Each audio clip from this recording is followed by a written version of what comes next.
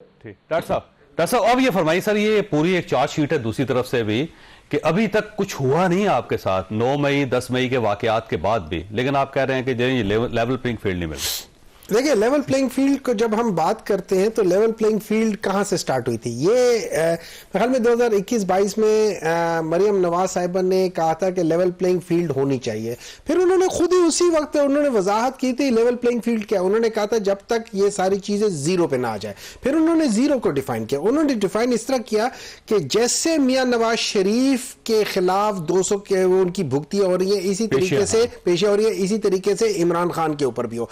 जैसे उनको जेल में रखा गया था, इसको जेल में रखा जाए। जैसे उनको नाअहल किया था, इसको भी नाअहल किया जाए। जैसे फिर उसके बाद उन्होंने एक और भी कहा था, जैसे पीएमएलएन को इन लोगों ने तंग किया था, वैसे पाकिस्तान तहरीक इंसाफ को भी करें। ये तो ऑन डिमांड बात हो रही है ना, ये तो ऑन डिमांड बात मान लिए गए। देखिए ना, ये तो पैंडा सर्विस आ रहा है ना, फूड पैंडा सर्विस आ रहा है, ये पॉलिटिकल पैंडा सर्विस आ रहा है कि आपको जो जो चीजें चाहिए बीबी बताइए क्या करने, टिक टिक टिक टिक डिलीवर हो जाएगा, आपको 2 साल में डिलीवर हो जाएगा। और वो डिलीवर हो गया। अच्छा, इसकी मजे की बात सादिक और अमीन का सर्टिफिकेट मिल गया था डॉक्टर साहब। सादिक और अमीन होंगे तो सर्टिफिकेट मिले ना इनको। एक चोर को हम तोशा खाने की आज फर्द जुर्म आई। देखिए ना, मेरी बात है, तोशा खाने की क्या बात है? तोशा खाने की बात करते उसको, लेकिन मैं आपको बात बताता हूं। असल मसला है जो निशान है, जो बल्ले का निशान है, जिस पे आपने शुरू में भी कहा अपना वो है कि भाई इनको मिल नहीं रहा। देखिए, इस तरह ये है तो कि मैं एक मिसाल देता हूं, एक मिसाल देता हूं। एक पाकिस्तानी है, वो पाकिस्तान से चला जाता है, किसी ऐसे मुल्क में चला जाता है जहां पे डुअल नेशनैलिटी का कोई कॉन्सेप्ट नहीं है। वो पाकिस्तान की नेशनैलिटी छोड़ के उधर चला जाता है। 5-6 साल बाद वो आता है और वो कहता है कि जी मैं इस्लामाबाद के इस हल्के से लड़ना चाहता हूं, मुझे फॉर्म्स दे दो। वो कहेंगे शनाख्ती कार्ड का, वो कहेंगे शनाख्ती कार्ड मेरे पास नहीं है। क्या उसको फॉर्म्स मिल जाएंगे? नहीं मिलेंगे। क्या वो उसके बाद सुप्रीम कोर्ट में जाके आपका शनाख्ती निशान है? बिल्कुल नहीं, वो मैं हमारा शनाख्ती निशान है ना। मैं आपका नहीं, मैं मिसाल मुझे कंप्लीट करने दे। तो सुप्रीम कोर्ट में जाके कह के जी ये इलेक्शंस जाली हुए हैं, मुझे इन लोगों ने फॉर्म्स नहीं दिया। अब मैं मिसाल की तरफ आ रहा हूं। अकबर एस बाबर आके पाकिस्तान तहरीक इंसाफ को कहता है मुझे फॉर्म दे। हमने जब अपने डेटा में जो कि 2.5-3 लाख लोगों का जो हमारे मेंबर्स हैं, उनका जो हमारा वोटर है, उसमें हमने निकाल के देखा है उनका नाम नहीं है बीच में। हम उनको क्यों फॉर्म्स दें? किस बेसिस पे फॉर्म्स दें? इस तरह वैसे बात लंबी हो जाएगी। इस तरह कायदे-ए-आज़म मोहम्मद अली जिन्ना और इल्लामा इकबाल साहब का भी वोट नहीं है यहाँ पे। इस तरह अगर चाहें तो आज अगर आज आ जाएंगे तो उनको वो नहीं मिलना चाहिए ना, अकॉर्डिंग टू द लॉ नहीं मिलना चाहिए। देखिए, लॉ की बात होती है ना, तो उस लिहाज से वो कर लेते हैं। लेकिन सवाल ये हो जाता है कि हम लोग उस बेसिस पे हम पाकिस्तान तहरीक इंसाफ के बल्ले का निशान। ठीक है। अच्छा, फिर एक और चीज है, अगर फर्ज करें एक आखिरी चीज, उसके बाद आमिर साहब को दे देना। आखिरी चीज है, मैं ये सवाल करता हूं, अगर फर्ज करें इलेक्शन कमीशन ये सब कुछ कर भी रहा था, वो 2.5 महीने क्यों उसने ये फैसला महफूज रखा है? उसकी नीयत की वजह से अगर ये सही यहाँ पे 2-2 साल फैसले महफूज हैं, सर तो गलत है ना? क्या वो गलत है? क्या आप उस गलत चीज की वजह से इसको जस्टिफाई करना चाहते हैं? पांव पे पहली मरतबा चोट लगी ना जी आप? नहीं, बड़ी दफा बाकी लोगों की टांगे कटी हुई हैं, उनकी कोई टांगे नहीं कटी हुई है। वो खुद बाहर गए हुए, उन्होंने डीलें करके बाहर गए। पाकिस्तान अपनी पार्टी को वो छोड़कर गए, पार्टी ने उनको कभी नहीं छोड़ा। अच्छा राना साहब, ये वैसे मसला हल कैसे होगा जी? इस साइड पे कहा जाए लड़ ले हैं, ये कह रहे हैं जी हमारे साथ बड़ा जुल्म। और दोनों सच्चे हैं। बैरिस्टर ज़फ़रुल्लाह साहब ने सारी सच्चाई बयान की है और मेमन साहब के नुक्ते नज़र से भी बात बिल्कुल ठीक है, चूंकि मकाफात अमल का शिकार है। अब जो 2.5 महीने फैसला इलेक्शन कमीशन या सुप्रीम कोर्ट इस खिलवाड़ में शामिल थी कि ऑरेंज ट्रेन 1 साल तक स्टे, फिर फैसला महफूज 9 महीने महफूज, आप और हम सारे उसका पैसा पे कर रहे हैं।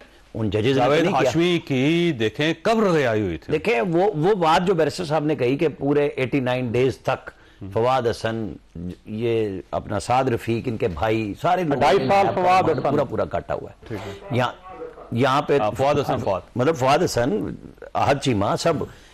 अच्छा, कब? जब हुकूमत थी, मतलब वो मैसेज था अपनी गवर्नमेंट को पकड़ा था शहबाज शरीफ का, जो सबसे वैल्यू वाला बंदा था कि ये स्टाफ अफसर बेस्ट है, हर काम में आ गया था, तो उसको पकड़ा।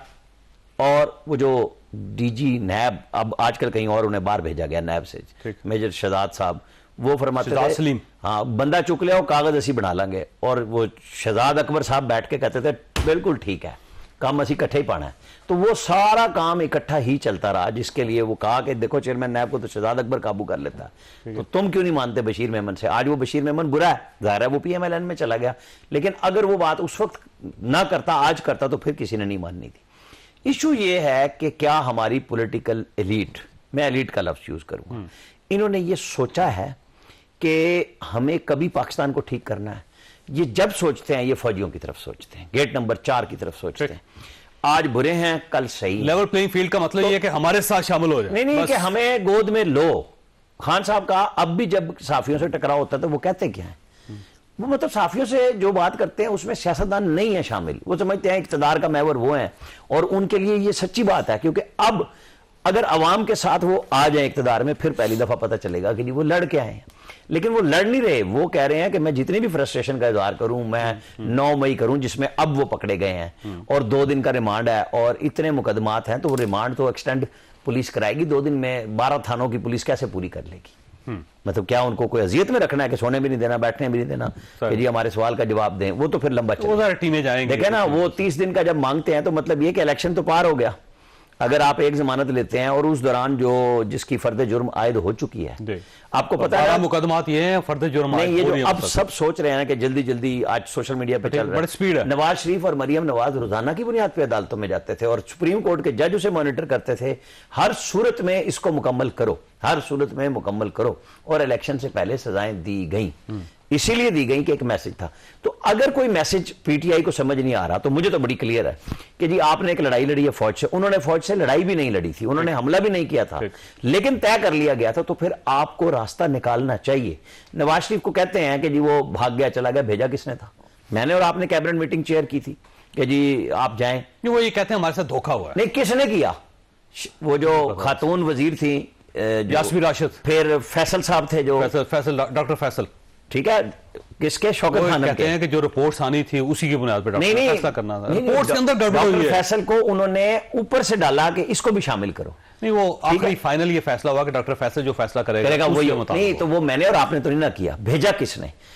मैं तो वो आदमी हूं जिसने, जब नवाज शरीफ गए नहीं थे, लेकिन वो सिर्फ नैब के दफ्तर से हॉस्पिटल गए थे, तो मैंने कहा था जी मुझे एक फोन आया कि नवाज शरीफ के लिए उड़न खटोला आएगा और वो चला जाएगा। ये रिकॉर्ड पे बात है, किसी ने नहीं कही, सब बेच रहे थे वो जनाब उनको फलाने हैं, प्लेटलेस हैं, गिर गए हैं, फलाने हैं, डिमकाने, और फिर खान साहब को ख्याल आया। मैंने एक इंफॉर्मेशन मैं साथ शेयर करता जाऊं, क्योंकि आपने एक पुरानी हिस्ट्री की बात छेड़ी है, तो एक ये भी था, वैसे डॉक्टर साहब आपकी गवर्नमेंट के बंदे ने मुझे बताया था, और उसमें उन्होंने कहा जी हमें पता था कि मियां नवाज शरीफ साहब बाहर जा रहे हैं, कहते हमारी डिमांड ये थी कि स्ट्रेचर पे पार जाएं, और मियां साहब ने कहा स्ट्रेचर पे नहीं, मैं पैदल चलता हुआ जाऊंगा। तो ये इशू था, इस वजह से 10-15 दिन छोटी सी ब्रेक के बाद